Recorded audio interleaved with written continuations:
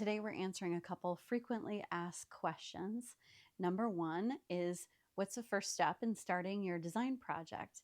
Well, the first step is really to talk to each other, understand your design needs, and understand what we do as a firm and make sure it's a good fit. The second question is, how long does a project normally take? I always tell clients that's about like saying, how long are you going to be inside the grocery store?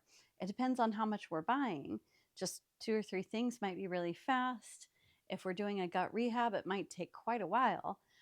So we try to identify your scope and then establish the time frame that's going to make sense for your project. Third question is, how much will it all cost and how will I be billed? So how much will it cost does go back to what's the total list of what you would like to accomplish. Do a really great job of putting you in a spreadsheet and putting you in control of understanding what your total cost is and helping us to design within your budget. Um, how will I be billed? You're typically billed on how much the design fees are for your project. We identify the scope and establish the fees, and those are the design fees. We typically don't exceed the design fees unless you expand the scope of the project.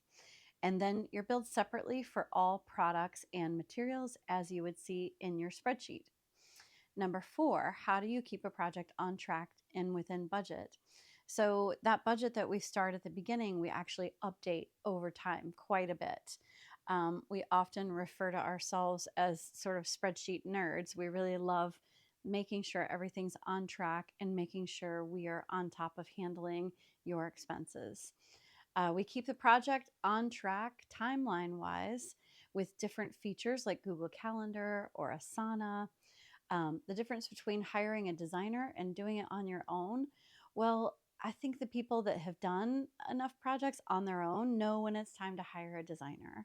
You know when you're done doing things on your own, and you know your cost of your own time, and you know that you don't want to pay for any more errors or mistakes, and you're willing to pay for someone to get it done right the first time.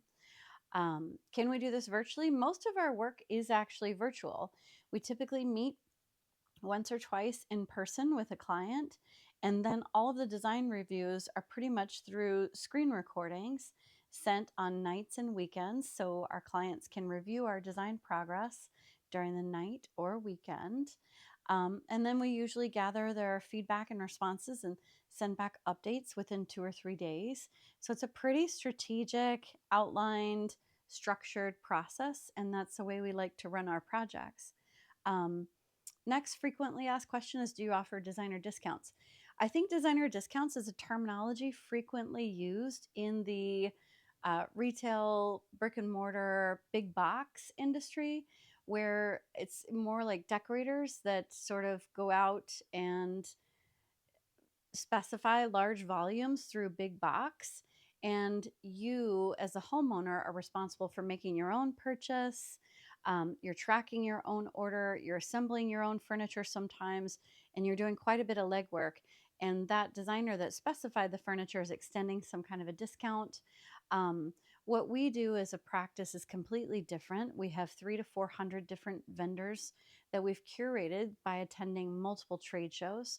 So we work a little bit more like a doctor prescribing a prescription. We're taking in all the different conditions and understanding which catalogs are going to really suit your needs best, instead of what a lot of the big box people are doing is just it's one catalog.